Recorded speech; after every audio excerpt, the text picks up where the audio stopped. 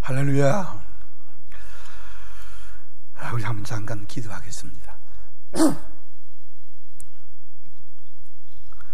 사랑과 은혜가 풍성하신 우리 하나님 아버지, 이 아침에도 저희들을 하나님의 말씀 앞에 세워주시고 주님께 예배할 수 있는 은혜를 주셔서 감사합니다. 우리에게 갑작스러운 이런 모든 환난으로 말미암아 전 세계가 그리고 온 성도들이 어려움을 겪고 있습니다마는 지금도 말씀 앞에서 청정하며 예배하는 그 어떤 곳에 있든지 하나님이 함께 하시고 은혜로 축복하여 주옵소서. 이 연약한 종은 말씀 뒤에 감춰주시고 주의 의도하신 바를 바로 전하도록 성령님이 붙잡아 주옵소서. 예수님의 이름으로 간절히 기도합니다. 우리 시대에 모이지 못하는 교회는 생각해 본 적이 없습니다. 한국 교회는 일제시대에도 모였고 6.25 때도 모였습니다. 우리 교회는 건축하는 그 어려운 상황에도 열심히 모였습니다. 그러나 지금은 모이지 못하고 있습니다. 국가의 권력자들의 압력에 의해서가 아니라 교회가 자발적으로 당에서 결정을 해가지고 지금 이렇게 이웃 주민들에게 문제가 되지 않도록 우리가 조심스럽게 온라인으로 예배를 드리고 있습니다. 온 나라가 아니 전 세계가 지금 혼란스럽습니다. 일상적인 것이 이렇게 귀하고 중요하게 느낀 적은 없었습니다. 주일이면 모이고 예배하고 만나고 이런 신앙의 행위들이 그냥 일상적인 것으로 받아들였습니다. 그러나 지금 이런 일상이 무너지면서 그 일상이 얼마나 소중했던가 하는 것을 생각하게 됩니다. 일상에 대해서 감사하지 못했던 것을 우리가 회개하게 됩니다. 오늘 본문에 나오는 이 상황은요, 지금 우리가 살아온 이 시대만큼이나 제자들이 혼란스러웠습니다. 제자들은 근래 일어난 상황을 정신을 차릴 수가 없을 지경이었습니다. 그들은 3년 동안 분명한 목표를 가지고 주님을 따랐던 사람들입니다. 자기의 생업과 가족 전부를 버리고 주님을 따랐던 사람들입니다. 소경이 눈을 뜨는 것을 보았고 안전뱅이가 일어서는 것을 보았고 죽은 자가 다시 살아나는 것을 보았고 갈릴리 풍랑을 잔잔케 하시는 기적을 체험한 사람들입니다. 세상이 바뀌고 새로운 역사가 일어나는 줄 알았습니다. 그렇게 기다리던 메시아가 바로 예수님이라고 믿었습니다. 그들의 꿈은 황금빛이었습니다. 그런데 며칠 사이에 제자들은 다 혼란에 빠집니다. 그들의 무지개 꿈은 산산조각이 나고 말았습니다. 그처럼 기대하던 예수님이 허망하게 십자가에서 못 박혀서 그냥 무덤 속에 장사가 된 것입니다. 그들은 부활도 믿을 수가 없었고 부활의 주님을 만났지만 확신이 없었습니다. 왜냐하면 지금까지 인간 세상에는 이런 일이 없었기 때문입니다. 그들은 한때 너무나 감격해서 변화산상에서 초막셋을 짓고 여기서 영원히 살자고 했던 사람들입니다. 자신들은 죽기까지 주님을 따르겠다고 맹세했습니다. 그런데 위기의 순간이 다가오자 하나같이 돌아섰고 심지어 생사고락을 약속했던 수제자 베드로까지도 주님을 부인하고 돌아섰습니다. 3년 동안 동로동락하던 그들이 위기의 순간에 주님을 알지 못한다고 철저하게 부인하고 배신했습니다. 본문은요, 부활의 주님이 사랑하는 제자들에게 만나는 갈릴리 해변에서 만나는 중요한 장면입니다. 얼마나 의미 깊은 시간입니까? 얼마나 할 말이 많았겠습니까? 부활의 주님을 만난 제자들은 아무 말을 할 수가 없었습니다. 위기의 순간에 하나같이 자신들은 예수님의 제자가 아니라고 다 도망을 갔고 쉽게 말하면 배신을 한 것입니다. 부활하신 주님이 갈릴리에 찾아오셔서 지쳐있는 베드로에게 묻습니다. 요한의 아들 시몬아, 네가 나를 사랑하느냐? 왜 이렇게 물었을까요? 왜 할 말이 이것밖에 없었을까요? 그런데 이 원어를 자세히 보면 예수님은 베드로에게 아가페적인 사랑을 묻습니다. 그런데 베드로는 기가 막혔습니다. 내가 주님을 사랑하는 줄은 주님이 아시지 않습니까? 예수님은 아가페로 묻는데 베드로는 필요로 대답을 합니다. 주님은 베드로에게 요한의 아들 시몬아, 네가 나를 사랑하느냐? 수지자 베드로는 본래 이름이 요한의 아들이고 시몬입니다. 베드로는 주님이 주신 축복의 이름입니다. 베드로야, 네가 나를 사랑하느냐? 묻지 않고 요한애들 시몬아 네가 나를 사랑하느냐고 묻습니다. 네가 내 제자이기 때문에 사랑하느냐? 네 본래로 돌아가서 자연인 시몬으로 돌아가서 한번 대답해 보아라. 너의 모든 것들 다 벗어놓고 한번 대답해 보아라. 너의 지위나 위치나 체면 다 이거 벗어놓고 내 진심에서부터 정말 나를 사랑하는지 한번 대답해 보아라. 이렇게 묻습니다. 2020년 충분히 지나가고 교회역으로는요, 다음 주일이 이제 고난주일이고 부활주일이 금방 다가옵니다. 지금 우리는 어떻게 해야 할지 참 혼란스러운 상황입니다. 아마 우리가 사는 이 시대에 가장 큰 환난을 당하고 있는 것 같습니다. 교회가 모을 수 있는 처지가 되지 못하고 있습니다. 나 혼자가 문제가 아니라 우리 교회만의 문제가 아니라 이로 인해서 혹시라도 다른 사람들에게 피해갈까 극히 조심합니다. 내일이 어떨지 다음이 어떨지 이제 분간할 수 없는 환난 속에 살아오고 있습니다. 이런 혼란 속에 살아가는 우리에게 주님은 묻습니다. 너희 나를 사랑하느냐? 여러분들 오늘 이건 설교하지 않을 것입니다만은 자기 자신에게 한번 쭉 물어보세요. 정말 내가 주님을 사랑하고 있는가? 내가 교회 직분자이기 때문에 중요한 책임을 맡았기 때문에 교회 목사이기 때문에 그게 아니고 여러분들 사람들에게 보여야 하기 때문에 그게 아니고 자연인 나 혼자 자연인으로 돌아가서 정말 내가 주님을 사랑하고 있는가 한번 자신에게 물어보아야 될 것입니다. 그런데 더 중요한 것은 왜 예수님은 베드로와 제자들을 만났을 때 네가 나를 사랑하느냐고 이것을 먼저 물었을까요? 이유가 무엇일까요? 여러분들 이 질문의 배경에는요 변함없는 놀라운 사랑이 깔려 있습니다. 베드로야, 네가 나를 배신하고 나를 향해서 돌아서고 등을 보였을지라도 어떤 상황에 있을지라도 나는 지금도 너를 사랑한다. 주님의 사랑의 마음이 배경에 깔려 있습니다. 환난을 당해서 우리가 주일에도 모이지 못하고 있는 이 상황에 있는 여러분들에게 저는 오늘 많이 생각을 했습니다. 그래, 이 시대에 주님께서 우리에게 하시고자 하신 말씀이 무엇일까? 너희가 어떤 상황, 어떤 형편이 있을지라도 나는 너를 사랑한다. 주님의 이 말씀을 저는 전하고 싶습니다. 성경이 가르치는 하나님의 사랑은 어떤 사랑입니까? 지금 우리가 어려운 시기를 지나가고 있습니다. 흔들리는 시기를 살아가고 있는 성도 여러분들, 오늘 이 사랑의 약속을 붙잡고 믿음으로 승리하시는 여러분이 되시기를 예수님의 이름으로 기원합니다. 이 시간은 저는 하나님의 사랑에 대해서 말씀을 드리려고 합니다. 여전히 나를 사랑하시는 주님, 배신하고 돌아섰던 베드로를 여전히 사랑하셨던 그 주님은 오늘 또 우리에게 내가 너를 사랑한다고 말씀하시고 있습니다. 여러분들이 지금 교회에 나오지 못하고 여러분들이 온라인에 예배를 드리고 있는 이 현장에도 여러분들이 지금 어떤 곳에 있든지 하나님은 여러분들을 여전히 사랑하십니다. 하나님은요 먼저 우리를 사랑하셨습니다. 지금 제자들은 자기들의 삶에 가장 힘든 위기를 맞이했습니다. 지난 3년 동안의 시간들이 꿈 같았을 것입니다. 이제 그 꿈이 다 사라져 버렸습니다. 허탈하고 기가 막히는 처지가 됐습니다. 영육으로 지친 그들에게 예수님이 찾아오셨습니다. 옛날 갈릴리 해변에서 그물을 던지던 옛 생활로 돌아왔는데 주님이 3년 전 자신들을 부르던 그대로 여전히 꽃 같은 모습으로 그물을 빼 어느 편에 던지라고 말씀합니다. 여전히 3년 전처럼 물고기를 만선이었고 무태에 이르자 베드로는 침묵했습니다. 주님은 베드로에게 묻습니다. 베드로야, 너 나를 사랑하느냐? 요한을 시몬아, 네가 내 제자이기 때문에 내가 너를 사랑하는 것이 아니야. 나는 이미 너를 용서했고 사랑한다는 약속이 이 질문에 깔리고 있습니다. 여러분들, 우리가 어려움을 겪고 있는 이 시간에도 주님은 우리를 사랑하십니다. 로마서 8장 29절에는 우리에 대한 하나님의 사랑이 기록되어 있습니다. 우리를 그 아들의 형상을 본받기 위해서 미리 정하셨다고 말씀합니다.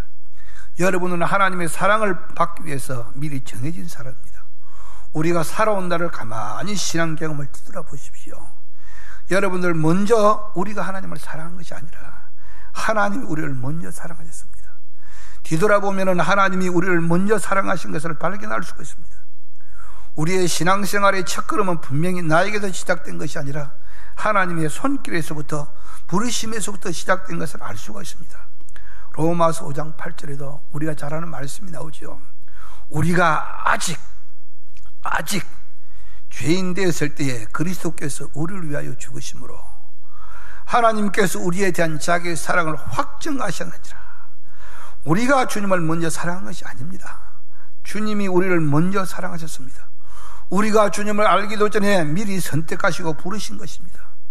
우리가 이 교회에 첫 발을 딛기도 전에, 이 교회에 들어오기도 전에, 우리가 죄가 무엇인지도 모르고 죄와의 골짜기에서 헤매고 있을 때에 우리를 미리 아시고 예정하시고 부르신 것입니다. 요한일서 4장 10절에는 이런 말씀이 있습니다. 사랑은 여기 있으니 우리가 하나님을 사랑한 것이 아니요 하나님 우리를 사랑하사 우리 죄를 속하기 위해 화목 제물로 그 아들을 보내셨다고 했습니다. 여러분들, 우리는 지금 2000년도에 살아가고 있습니다만 2000년 전에 예수님께서 십자가에 죽으심으로 말미암아 내가 너를 얼마나 사랑하신가를 하나님께서 보여주셨습니다. 우리는 하나님이 우리를 먼저 사랑하셨다는 것입니다. 하나님은 우리를 미리 아시고 사랑하셨습니다. 미리 정하시고 우리를 부르셨고, 부르신 우리를 의롭다고 하셨습니다. 우리는 실제로 성도라고 부르기는 부끄러울 뿐입니다. 거룩하지도 못하고 깨끗하지도 못합니다. 여전히 죄를 먹고 마시고 짓고 살아갑니다. 의롭지도 못합니다. 그러나 하나님은 우리를 성도라고 부르시고 의롭다고 하시고 거룩하지도 못한데 거룩한 백성이라고 불러주십니다. 이것을 어려운 신학적인 용어로 칭이라 그렇게 말합니다. 우리는 모순투성이지만 성도이고 하나님의 자녀입니다. 왜 그랬습니까? 하나님이 정하시고 부르시고 의롭다고 하셨기 때문입니다. 종종 사탄은 우리를 향해서 폭탄을 쏩니다. 네가 무슨 성도의 자격이 있느냐? 네가 집사라고 권사라고 장로라고? 네가 무슨 하나님의 딸이고 하나님의 아들이냐? 이렇게 조롱합니다. 그러나 성경은 말씀합니다. 누가 너희 하나님께서 택하신 자들을 고발하리요? 의롭다 하시는 하나님이시니 누가 정죄하리요? 그렇습니다. 하나님이 의롭다고 하시는데 누가 고발하겠습니까? 아무리 사탄이 우리의 죄를 연락하고 고발해도 우리를 의롭다고 칭해 주시는 분이 있습니다. 예수님께서 내 죄를 위해서 십자가 죽으시고 우리의 죄값을 다 해결해 주셨습니다. 그래서 아무리 사탄이 정죄해도 하나님이 의롭다고 하셨고 하나님이 네가 내 아들이야 내 딸이야 칭하신 것입니다. 우리는 지금도 하나님을 아버지라고 부르고 기도합니다. 그리고 성령의 이름으로 기도합니다. 이것이 여러분들 우연이라고 생각하지 마십시오. 아무리 사탄이 비웃어도 하나님은 우리를 버리지 않습니다. 하나님의 우리에 대한 사랑은 누구도 막을 수 없는 불가항력적인 은혜입니다. 지금 우리가 비록 어려운 시기를 지나가고 있지만 여러분들이 지금 가정에서 예배를 드리고 어떤 상황에 놓여 있을지라도 하나님은 여전히 나를 사랑하신다는 이 사실을 꼭 기억하시고 이 어려운 세대를 믿음으로 이겨나갈 수가 있기를 예수님의 이름으로 부탁을 드립니다. 예수님께서는 베드로에게 네가 나를 사랑하느냐? 아가페적인 사랑을 물었습니다. 여러분들, 하나님의 사랑은 변함이 없습니다. 위기의 순간이 있다고자 베드로도 변하고 다른 제자들도 다 변했습니다. 종종 인간 세상에는 이런 일이 있어요. 어느 편에 서느냐 하는 것이 내게 더 유리할까 계산을 합니다. 정치판에 지금 이런 일이 나오고 있지 않습니까? 사회생활에도 심지어 교회 안에도 어느 편에 서야 내가 유리할까, 어느 쪽에 내가 서야 내가 이익이 될까 재빠르게 행동하는 것을 저는 보았습니다. 힘 있는 줄이라고 생각되면요, 지금까지 잡았던 줄을 미련 없이 던져버리고 동화줄이라고 생각하는 것을 붙잡습니다. 우리는 이런 사람들 기회주의자라 그렇게 말하죠. 그렇게 살아가는 것이 지혜로운 삶이고 영악한 선택이라고 생각합니다. 제자들도 그랬습니다. 죽기로 맹세했던 사람들입니다. 결코 버리지 않겠다고 큰 소리치던 사람들입니다. 그러나 위기가 다가올 때에 예수님을 떠나버리고 말았습니다. 그러나 하나님의 사랑은 변치 않습니다. 가야보 법정에서 위기의 상황에서 베드로는 3년 동안 수제자의 자리를 버렸습니다. 나중에 초라한 자신을 발견하고 통곡을 하면서 낙향했습니다. 여전히 어부 생활을 짜서 다시 갈리로 돌아왔습니다. 그런데 부활하신 주님이 찾아오신 것입니다. 수제자, 베드로는 수제자이지만은요, 은 30에 스승을 팔았던 가룟 유다와 별 차이가 없는 배신자입니다. 그런데 주님은 여전히 찾아오셔서 베드로야, 네가 나를 사랑하느냐? 너에 대한 사랑이 변하지 않는다. 이것을 말씀하고 있습니다. 여러분, 내가 주님의 손을 붙잡고 살아가고 있다고 생각합니까? 우리는 수없이 주님을 붙잡았던 손을 잡았다가 놓치고 또 놓쳤다가 붙잡고 이를 반복합니다. 이것이 우리 인간의 실상입니다. 그러나 주님은 사랑의 손은요, 항상 나를 붙잡고 있습니다. 그래서 주님의 가난한 손길에 세상의 것 무엇도 주님과 나 사이의 사랑을 끊을 자가 없습니다. 로마서 8장 38절의 말씀을 잘 기억하시죠? 내가 확신하노니 사망이나 생명이나 천사들이나 군세자들이나 현재일이나 장래일이나 능력이나 높음이나 깊음이나 다른 어떤 피조물이라도 나를 그리스도 예수 안에 있는 하나님의 사랑에서 끊을 수 없다고 성경은 말씀하고 있습니다. 탕자가 아버지의 재산을 허비하고 허랑방탕하게 살다가 거지가 되어서 초라한 행색으로 고향집에 돌아왔을 때에 같은 핏줄 형은 태도가 달라졌습니다. 형은 옛날 형이 아니었습니다. 그러나 아버지는 여전히 같은 아버지였습니다. 아버지의 사랑은 여전했습니다. 집을 떠나갈 때나 거지가 되어서 돌아온 지금이나 아버지의 사랑은 여전했습니다. 탕자를 맞이한 아버지의 모습은 바로 우리를 여전히 변함없이 사랑하시는 바로 불변하신 하나님의 사랑입니다. 여러분들은 지금 어떻습니까? 한 달 정도 교회를 출석하지도 못하니까 내가 신장가 뭔가 하나님이 나를 사랑하는가 어떤가 희미해지고 있습니까? 기억하십시오. 불변하신 하나님의 사랑은 여러분들이 어떤 자리에 놓여있든지 간에 여러분들을 붙들고 계시다는 사실을 믿을 수가 있기를 예수님의 이름으로 부탁을 드립니다. 하나님의 사랑은요, 절대적입니다. 우리는 흔히 하나님의 사랑을 이야기할 때 아가페란 말을 많이 사용을 하죠. 이 말은 인간이 이해하기 힘든 말입니다. 왜냐하면요, 사람은요, 상대적인 사랑밖에 모르기 때문입니다. 애정도 사랑이고, 모성애 부성애도 사랑이고, 우정도 사랑이죠. 애구심도 사랑이고, 예양심도 사랑입니다. 그러나 생각해보면 전부 다 조건이 있는 사랑입니다. 내 자식이기 때문에, 내 친구이기 때문에, 내 나라이기 때문에, 내게 잘해주는 사람이기 때문에 사랑합니다. 그래서 하나님이 당신을 사랑한다 말해도 사람들은 쉽게 받아들이지 않습니다. 하나님의 사랑이 믿어지지 않습니다. 하나님이 왜 나를 사랑해? 하나님이 왜 나를 사랑한단 말이야? 하나님이 나를 사랑할 이유가 뭐야? 이유가 없잖아. 하나님이 초라한 나를 사랑한다고 수없이 반문을 합니다. 어쩌면 당연한 것인지 모릅니다.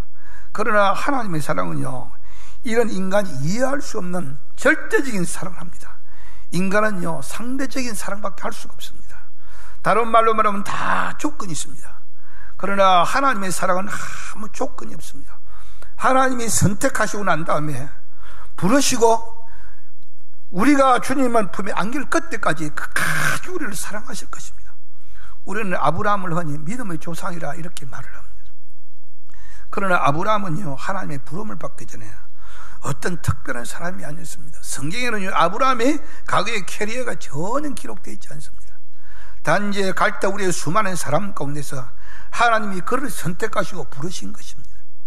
아브라함도 믿음의 조상이라고 이름을 붙이기에는요, 너무 창피하고 부끄러운 그런 상황에도 빠집니다.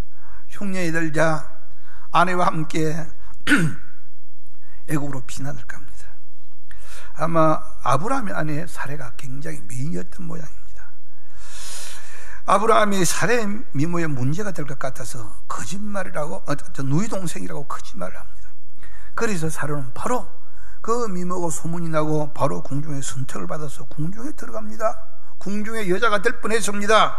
이 아슬아슬한 순간에 하나님이 개입하십니다. 그렇지 않았으면 사례라고 누구의 아이를 낳았겠습니까? 성경이라는요, 믿음의 조상이라고 하기에는 너무나 저급한 이런 아브라함의 비겁함이 성경에 곳곳에 나오고 있습니다. 그러나 하나님은 아브라함을 한번 선택하시고 부르시고 난 다음에 끝까지 그를 붙들고 있습니다. 마침내 아들 이삭까지도 모리아산의 제물로 드리는 자리에 이 믿음의 조상으로 만들어 가시는 것을 볼 수 있습니다. 아브라함의 믿음의 조상이 된 것은 온전히 하나님이 다 하신 것입니다. 제가 왜 이 이야기를 하는 줄 아십니까? 여러분들이 지금까지 믿음을 지키고 신앙을 지키고 살아온 것이요, 내 힘인 것 같지만 사실은 다 하나님이 하신 것입니다. 우리가 지금까지 믿음을 지킬 수 있는 것도 하나님의 능력이고 성령님의 도우심입니다. 과연 우리가 하나님의 사랑을 받을 만큼 어렵습니까? 거룩합니까? 전혀 그렇지 못합니다. 이것이 우리의 실상입니다. 그러나 하나님이 일방적으로 사랑하시고, 여러분들 내 자신을 보면서 한탄하지 마십시오. 지금 여러분들이 당하고 있는 시련과 환난을 하무는 그분은 다 아십니다. 내가 연약하고 쓰러져도 하나님의 사랑은 변하지 않습니다. 이 하나님의 사랑을 붙들고 이 어려운 시대를 끝까지 믿음으로 살아가는 담대한 우리 성동교회 성도들 되시기를 예수님의 이름으로 축원합니다. 결론적으로 말씀드리죠. 사울이 스데반을 죽이는 데 앞장서서 교회를 비판하지만은 하나님은 이미 그를 점찍어 놓으시고 다메섹 도상에서 그를 부르십니다. 아나니아 선지자가 놀라서 하나님의 말씀대로 사울을 이렇게 찾아가려고 하는데 참 두려웠습니다. 하나님, 그 사울이라는 그 사내는요 굉장히 무서운 박해자입니다. 제가 어떻게 그를 만날까요? 하나님은 아나니아에게 말하죠. 사울은 나의 택한 그릇이라고. 여러분들, 하나님께서는 사울을 이미 다 선택하시고 점을 딱 찍어 놓으셨습니다. 하나님이 여러분들을 먼저 하시고 부르셨고 하나님의 사랑을 먼저 시작하셨습니다. 아무리 사탄이 방해도 우리를 붙잡고 계신 하나님의 사랑은 변하지 않습니다. 하나님이 만일 우리를 위하시면 누가 우리를 대적하리요? 지금 우리 시대가 아무리 혼란스러워도 하나님의 사랑은 변하지 않습니다.